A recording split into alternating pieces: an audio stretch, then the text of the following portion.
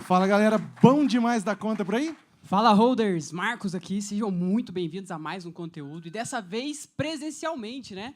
Nós estamos acostumados aí a fazer live todos os dias, às 13 horas. Não brigamos. Tem Não. muita gente aí. Quem acompanhou nossa história viu que o YouTube, e os demais produtores de conteúdo sabem disso, a gente tem mais de quase 3 anos de live junto, né? Mais de 700 lives no YouTube. O YouTube começou a entender que, ora, eu copiava o conteúdo do Marcos e, ora, o Marcos copiava o meu conteúdo. E sem a gente fazer notificação um do outro, o próprio YouTube notificou o Marcos e desmonetizou o Marcos. Acreditam nisso? O que nós tivemos que fazer? Um vídeo falando que não, fazendo uma defesa nossa. O YouTube entendeu que isso não era, de fato, verdade, que a gente copiava os conteúdos, Exato. Devolveu a monetização para o Marcos, mas eu fui punido. Eu legal, fui punido. Né? Legal. Eu e o Marcos, só para vocês terem uma ideia e poder entender o que é algoritmo e o que é métricas, porque estava discutindo com alguns aqui durante o bate-bola, e a gente começou a ver que algoritmo hoje, a gente tem que driblar o algoritmo. Se vocês for comprar uma passagem aérea, pesquisar 2 vezes, já se lascou. Vai pagar 20%, 30% a mais. Mas o que a gente fez? A gente separou por um tempo, a gente vai voltar, eu sei que a galera gosta do bate-bola nosso, mas a gente precisa enganar o YouTube, a gente precisa voltar a produzir conteúdos separados. Eu fui punido de qual forma? Eu e o Marcos estavam pegando 1.200 pessoas ao vivo somando.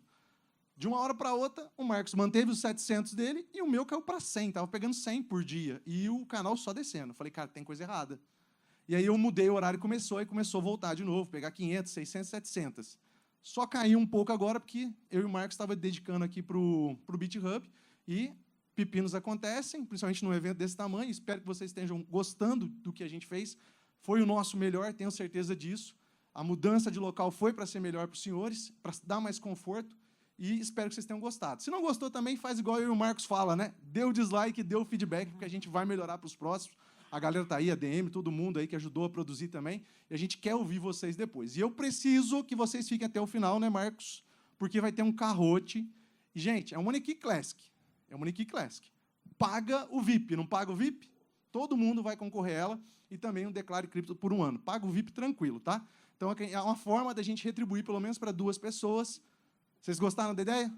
Então, vamos ficar para a gente brincar com esse carrote. São 10 perguntas rapidinhas, mas é no final. É uma ótima ideia, né?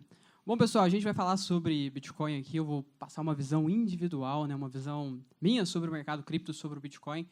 Vou mostrar para vocês o porquê que eu acredito que o Bitcoin é um ativo tão importante. Quem tem Bitcoin em carteira aí? Deixa eu ver. Levanta a mão. Praticamente todo mundo, hein? Fantástico. Quem assiste as minhas lives às 13 horas no YouTube? Deixa eu ver. Tem uma galera legal aí, né? Maravilha. Bom, pessoal, antes de tudo, eu queria falar que a presença de todos vocês aqui ela é muito importante. Então, realmente, muito obrigado por estar presente aqui agora, né? Você faz total diferença nesse evento. Com certeza, você está elevando o nível do conhecimento, né, da comunidade cripto no Brasil para outro patamar. E, bom, a gente vai falar agora sobre o Bitcoin. Eu vou passar uma visão pessoal sobre...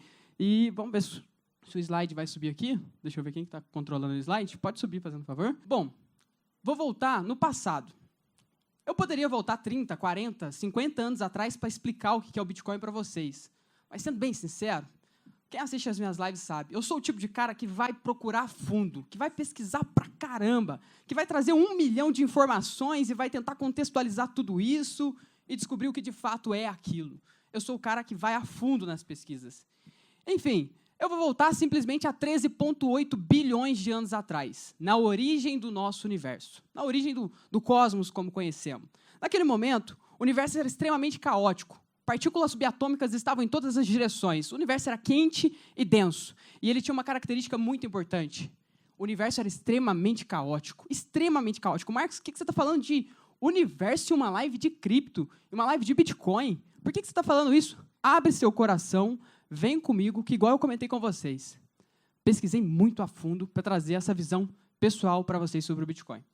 Dito isso, guarda, na origem do universo a gente tinha um caos por completo, mas ao longo de bilhões de anos, conforme o tempo foi passando, o universo foi esfriando e com isso estruturas complexas se formaram. Os pilares da criação, bom, galáxias, planetas e assim por diante. Da ordem veio, na verdade, o contrário, né? Do caos na origem, veio a ordem. A segunda lei da termodinâmica, em física, diz o contrário. A segunda lei da termodinâmica diz que a entropia vem da ordem, ou seja, que a desordem vem da ordem. Mas, nesse caso do universo, a gente observou o contrário, ou seja, do caos veio a ordem. E isso também aconteceu na nossa civilização. É fantástico, fantástico. Alguém aqui conhece os contratualistas? John Locke, Rousseau, Thomas Hobbes? Alguém já ouviu falar? Sim ou não? Já ouviu falar? Bom, Thomas Hobbes, John Locke e Rousseau, eles teorizam sobre o homem antes das leis. Eles chamam de o homem em estado natural. Muito interessante. Se alguém puder, dá uma olhada, estuda, porque é simplesmente fantástico. E quando não existia leis, quando não existia civilização como a gente conhece, o homem ele vivia um estado de violência. Um estado de violência total. Então, a gente não tinha relações humanas que eram providas por civilização, por civilidade. Marcos, por que você está falando novamente disso, uma coisa que parece que não tem nada a ver com cripto? Observe, caos. Caos na origem do universo, caos agora na origem das civilizações. Eu posso citar pelo menos 3 aqui para vocês. Mesopotâmia, alguns milhares de anos atrás. Caos total, violência total. Se você nascesse escravo, você se lascou, meu amigo, se lascou total. Não somente Mesopotâmia, mas também Egito, Egito Antigo. Alguém lembra das pirâmides? Alguém já viu as pirâmides? Acho que todo mundo, né? É uma coisa tão óbvia. Bom, se você nascesse escravo no Egito Antigo, você também se lascaria, né? Se você nascesse escravo, por exemplo, na Grécia é o contrário, né? Na Grécia, se você nascesse mulher na Grécia, você não tinha direito ao voto, e entre outras várias particularidades. Marcos, o que você quer mostrar com isso? Novamente, o caos. Então, na origem das civilizações, muito caos. Mas o tempo passou, e com o tempo passando, uma sociedade caótica, agora tem um pouco mais de ordem. Olha só que legal. Olha esse ambiente. Está todo mundo aqui ordenado, não tem ninguém fazendo bagunça, jogando cadeira um no outro, chutando a bunda do outro. Está todo mundo tranquilo, sistema ordenado, uma civilização inteligente. Beleza, Marcos, aonde que você quer chegar com tudo isso? Eu vou falar para vocês agora no que eu acredito que seja a origem do Bitcoin. Quando, Marcos? E por que, Marcos? Vamos voltar na Idade Média? Olha só, já voltamos na origem do universo, passamos pela origem do universo, agora passamos pela origem das civilizações. Pode adiantar o slide, por favor? Já passamos na origem das civilizações. E agora eu vou voltar na Idade Média. Teve um padre na Idade Média que, para mim, foi ali que começou o Bitcoin. Como assim, cara? Não faz sentido. Um padre? Você acredita que um padre originou o Bitcoin? Você quer me emprestar aqui para mim ir passando rapidinho? Ah, parou nesse? Então não tem problema não. Agora a gente já meteu marcha aqui. Vocês estão pegando o código? Vocês estão pegando a informação? Agora tá essa de pegou o código? Tá pegando o código aí? Vocês estão entendendo? Beleza. Então vamos lá. Pessoal, na Idade Média teve um padre chamado São Tomás de Aquino. E quando você estuda Bitcoin, você entende que o Bitcoin é sobre as propriedades individuais. É sobre proteger o indivíduo. É sobre dar ao indivíduo poder. É sobre o indivíduo controlar o seu próprio dinheiro. Esse padre, lá na Idade Média, São Tomás de Aquino, ele observou e ele percebeu que, nas antigas civilizações, existia muita desordem no campo social. Então, as pessoas eram maltratadas, as pessoas sofriam com diversos casos de violência e assim por diante. E São Tomás de Aquino, ele trouxe, pessoal, uma visão chamada as 5 vias, não, mas ele trouxe uma visão, deixa eu pegar aqui para a gente compartilhar com vocês. Olha só, ia falar também sobre o sistema de entropia, mas vamos meter marcha aqui, vamos lá no padre já. Ó. Olha que legal, sistema ordenado, né? Ó, a nossa história como indivíduos também surge em meio ao caos, contratualistas, caos. As liberdades individuais eram periodicamente violadas e a violência era a regra e não a exceção. Interessante, né? Só que ao longo do tempo... Está parecendo as épocas atuais, né? Está parecendo? Só que ao longo do tempo, né, pessoal, depois da Revolução Cognitiva, que aconteceu há 70 mil anos atrás, os indivíduos da nossa sociedade começaram a cooperar entre si. Isso aqui é muito interessante. Antes da Revolução Cognitiva, há 70 mil anos atrás, as pessoas não cooperavam entre si. Era cada um por si. Por isso que era tão violento. Mas, a partir da Revolução Cognitiva, cooperação, surgimento das primeiras grandes civilizações. Aqui a gente tem China, Aqui a gente tem a Mesopotâmia e também tem algumas civilizações ali na África, né? Interessantíssimo. Deixa eu pegar aqui com vocês agora. Olha só, algumas que eu citei: Egito, Grécia e Roma. Aqui nasce alguns pensadores nessas novas sociedades em ebulição, né? Que agora tem um sistema mais ordenado. Nasce pensadores como Platão, Sócrates e Aristóteles. E tudo parecia muito bem com essas civilizações, com exceção de um detalhe. Qual detalhe, Marcos? Olha só, esse aqui é o grande problema. É isso aqui que a gente está lutando contra, pessoal. É isso aqui que te deixa na situação que você está atualmente. E não somente você, todos nós. Esse é o grande problema. Exploração. Como assim exploração, Marcos? Você é um cara comunista? Você é de esquerda? Não, nada disso. É uma visão realmente histórica da coisa. Olha só, no Egito, se você nascesse nessa parte de baixo aqui da pirâmide, fudeu. Você vai trabalhar pra caramba, você vai ser praticamente escravizado. Não somente no Egito, em Roma ou até mesmo na Grécia, né? Bem interessante a gente observar isso. Deixa eu passar aqui para a gente chegar no padre. Eu estava falando com vocês sobre o Bitcoin e o padre. Então, vamos lá. Esse cara aqui, para quem não conhece, esse é São Tomás de Aquino, né? E São Tomás de Aquino, ele, né, em seus trabalhos, ele traz a ideia de o indivíduo e as propriedades necessárias para o indivíduo viver em bem e em sociedade. Então, para mim, na minha visão particular sobre o Bitcoin, ele nasce aqui, ó. Ele nasce quando um cara olha para o passado, quando o cara vê a história e ele fala o seguinte: chega, está acontecendo alguma coisa, está errado isso, exploração, cadê os direitos individuais das pessoas? As pessoas estão sendo maltratadas, exploradas. E esse cara, ele começa com essa visão. Esse cara. Então, onde o Bitcoin nasce? Bitcoin, filosoficamente falando, Idade Média, com um padre. Isso, por si só, já é de se estourar os miolos, né? Mas vamos continuar, porque esse padre influenciou caras como Hayek. Alguém conhece Hayek? Alguém já ouviu falar sobre Hayek? Porra, tem que conhecer Hayek. Você investe em Bitcoin e não conhece Hayek, tá errado. Tá errado por quê, Marcos? Porque esse cara, ele é um pensador muito importante, pensador econômico muito importante, e ele influenciou aquele outro cara, Milton Friedman. E esse Milton Friedman, antes mesmo do Bitcoin ter sido criado, há vários anos atrás, vários anos antes do Bitcoin ser criado, ele já tinha teorizado uma moeda que não fosse correlacionada com o Estado. Que não fosse correlacionada com o Estado e que os indivíduos conseguissem fazer a propriedade dela, ter a propriedade dela. Deixa eu pegar esse aqui. Aí, maravilha. Então, pessoal, Milton Friedman. E quem que influenciou Satoshi? Alguém sabe quem que é Satoshi? Ninguém sabe quem que é Satoshi, né? É um pseudônimo.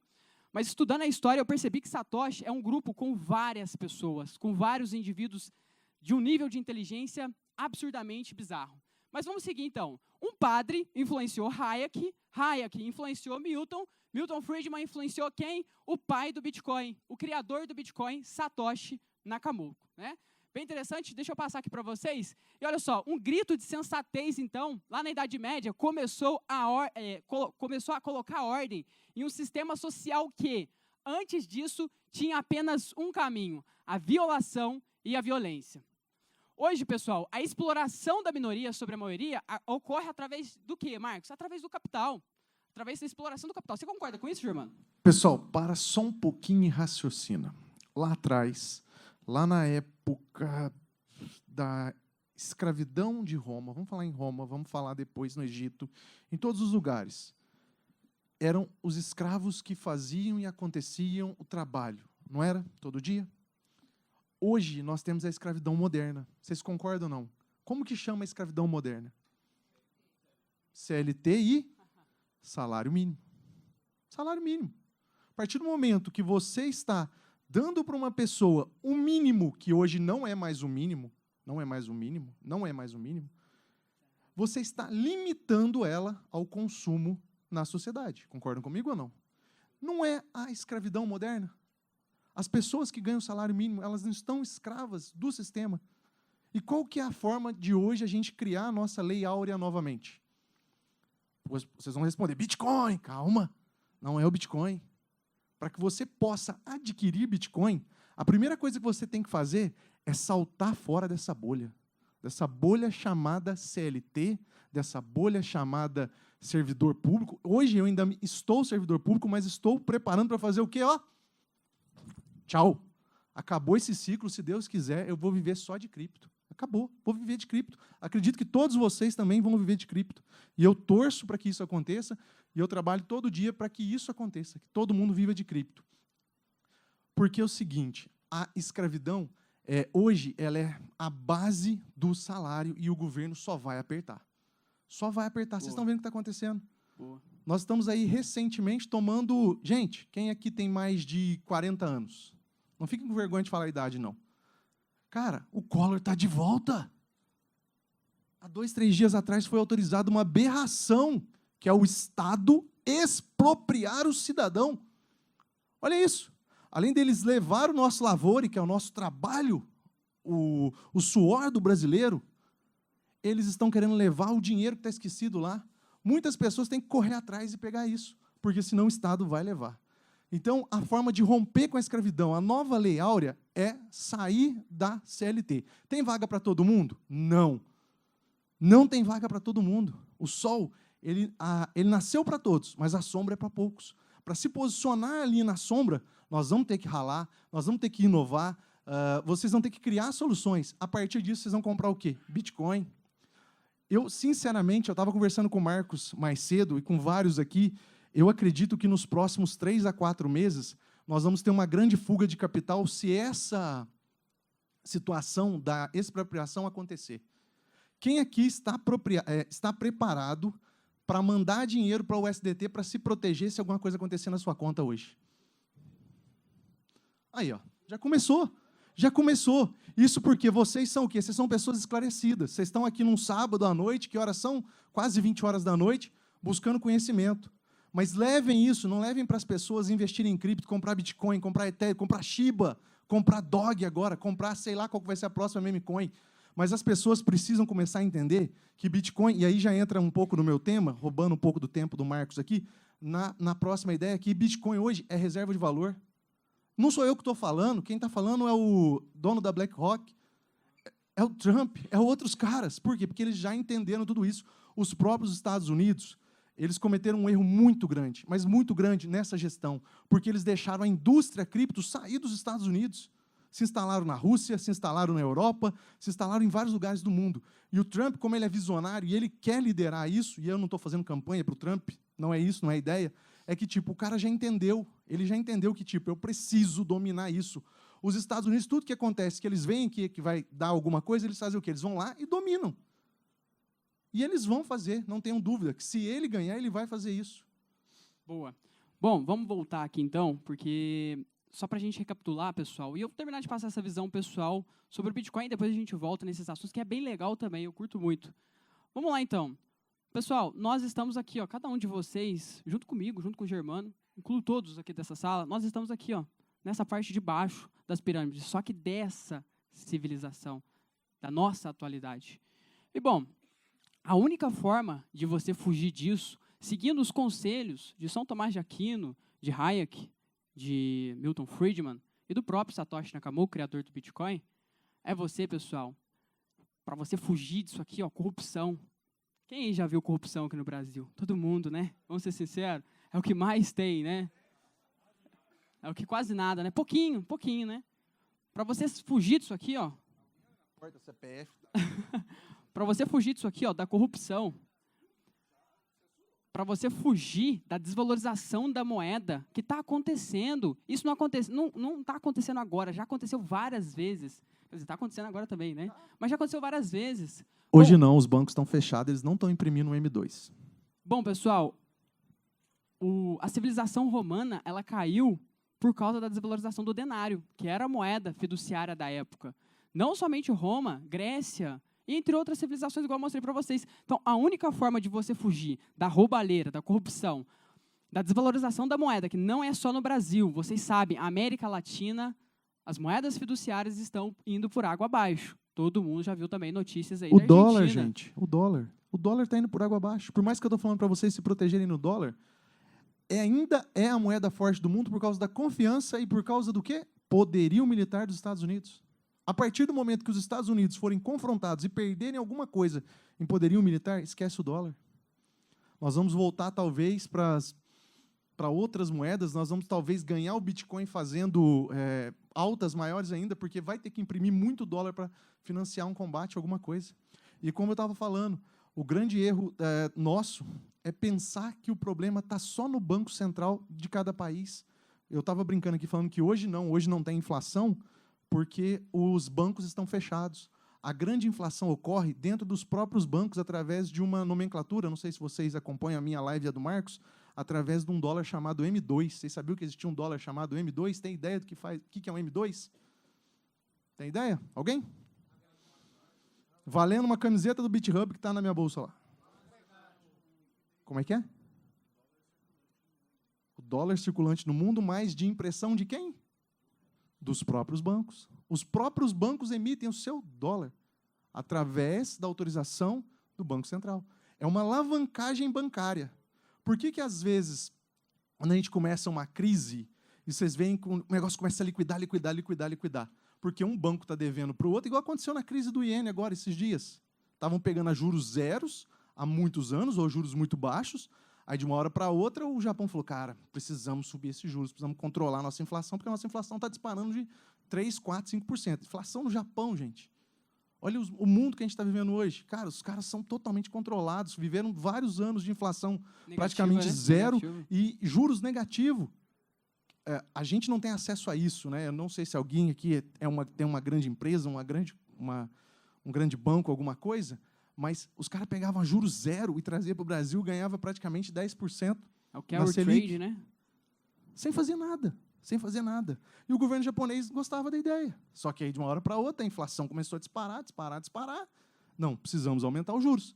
O que os caras correram? Falaram, eu não vou pagar juros para o governo japonês. Começaram a liquidar e a gente viu o gráfico. Vocês lembram disso? Vocês lembram dessa queda? Dia 5 de agosto agora. Dia 5 de agosto. A galera tá antenada. Então, o que acontece? O que estava agindo ali? O dólar M2. Porque os caras pegaram o dinheiro de um lugar, levaram para o outro. Germano, agora a gente vai entrar no seguinte quesito. Pensa o seguinte, como que você se protege, então, da inflação? Ah, Marcos, compra Bitcoin. Mas vamos lá, vamos dar exemplos de outras coisas no mundo real. Por exemplo, se você comprar um imóvel, você está se protegendo da inflação? Não. Se você compra uma casa, você está se protegendo da inflação? Não, você só está sendo mais um fator dentro da inflação. Mais um fator, apenas um fator. Pensa comigo, imóvel só é investimento igual o nosso amigo, a gente estava discutindo mais cedo. Se eu comprar abaixo do preço de custo dele e conseguir vender próximo ao preço de custo, esse foi um excelente investimento. Você fez um investimento em imóvel. Agora, se você comprou um terreno lá há 40 anos atrás, 20 anos, vamos usar o real, 20 anos atrás, 2094, 2024, 20 anos atrás. Cara, se você comprou lá atrás até hoje, o que você teve foi a ampliação da expansão monetária do real. E fizeram a correção desse valor para o valor atual. Então, cara, põe na sua cabeça, falo cara, mas nós temos moças, mulheres aqui, põe na sua cabeça que você não ganhou dinheiro, cara. É o mesmo poder de compra que você tinha em 94, às vezes até menos que hoje. Só a título de curiosidade, eu falo isso sempre na minha live. R$100 de 94 valiam R$100,94. Hoje valem R$12,94. Isso já não teve uma outra correção. Vocês perceberam que a gente tem um gráfico descendente brutal? Isso também acontece no dólar, só que com uma velocidade, um ataque um pouco menor, pouca coisa menor. Porque o que acontece? Há uma certa confiança e, além da confiança, o medo. Medo do que os Estados Unidos pode fazer se alguém questionar. Olha só que interessante. Eu vou explicar isso para vocês agora, o porquê que o Bitcoin é tão diferente. Por que investir em Bitcoin te protege e investir em carro, investir em casa, investir qualquer outra coisa em terreno não te protege da inflação. Vejamos bem, pessoal. Quando você compra uma casa, um carro ou um terreno, tem um órgão que vai ficar de olho ali, né? O governo está sempre ali, cobrando um imposto aqui, cobrando um imposto ali. E se você estiver na sua casa e, de repente, cavar ali um buraco... Fosse só um órgão. Né? Se você estiver na sua casa, cavar um buraco no quintal e achar petróleo, e se você não quiser vender sua casa, o governo vai desapropriar. Ele vai falar o seguinte, não, ó, achou petróleo aí, agora essa casa é minha, não é sua mais. Ah, mas eu não quero vender. Problema é seu. Simples assim. Isso acontece também com carro, e vai acontecer com outras coisas dentro da nossa sociedade. Por que o Bitcoin é tão diferente? Bom, alguém assiste Marvel? Alguém já viu um filme da Marvel? Já, né? Geral, né? Um filme da Marvel, ele custa, em média, 600 milhões de dólares para ser criado. Um filme da Marvel. Só que, quando se cria um filme da Marvel e, logo após isso, se lança ele na internet, facilmente um filme da Marvel pode ser copiado e pode ser clonado a custo marginal zero. O que você está dizendo com isso, Marcos? Eles gastam 600 milhões de dólares para fazer um filme e quando o filme sobe na internet, ele pode ser replicado a custo marginal zero, ou seja, de graça. Simplesmente assim, através do hack, né? E assim por diante.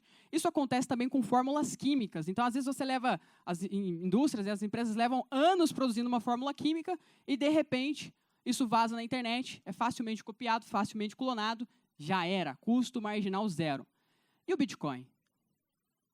O Bitcoin, você consegue clonar o Bitcoin? Eu consigo virar para o Germano e falar o seguinte: ô Germano, você tem um Bitcoin aí? Deixa eu tentar duplicar ele, aí você manda um para mim. É possível fazer isso? Gente, isso chega a arrepiar. Por quê?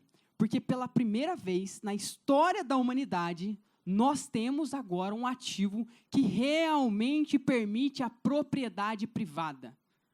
Carro, casa, desde que não você é propriedade privada. esteja com ele na sua carteira privada.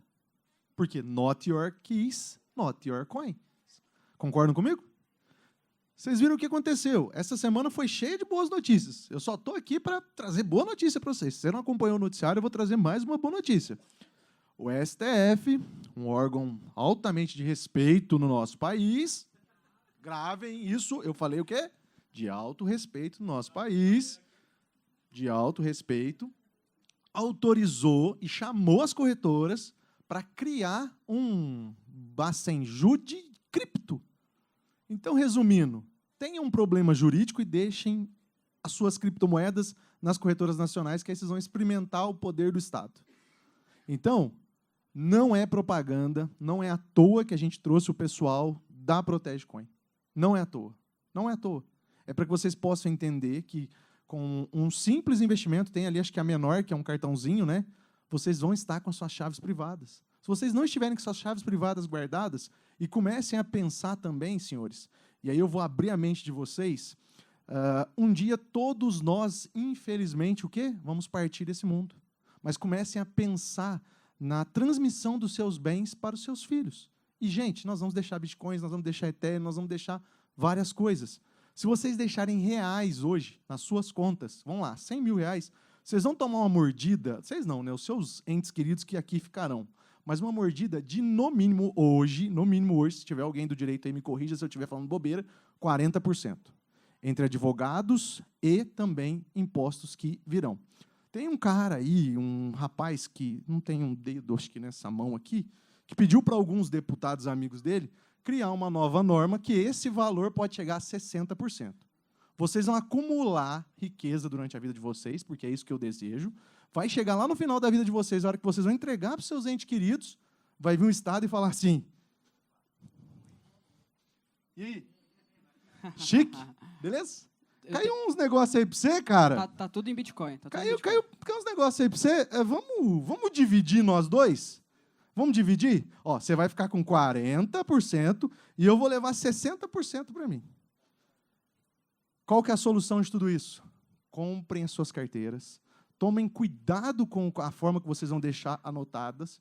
Se você tem mais do que R$1.000 hoje, é a regra que eu uso, porque é o custo aqui de aquisição. Acho que é até menos, né? 700 e pouco, acho que é a menor ali, né? Se você tem mais do que isso e não tem uma carteira, você está o quê? Arriscando capital.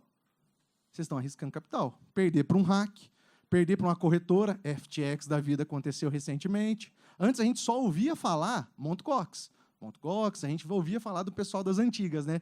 Mt. Gox quebrou, não pagou, aquela história toda. Veio a FTX e aconteceu no nosso tempo, para provar que a gente que realmente é possível uma corretora quebrar. Se eles fizerem caca, vai quebrar. Então, saca da corretora, traz para a sua carteira e guarda. Pessoal, então, olha só, preste bastante atenção nessas dicas que o Germano deu, porque faz total sentido e é importante você fazer isso, tá? Mas só para a gente trazer à tona aqui e finalizar, e eu mostrar para vocês a minha definição pessoal sobre o que é o Bitcoin.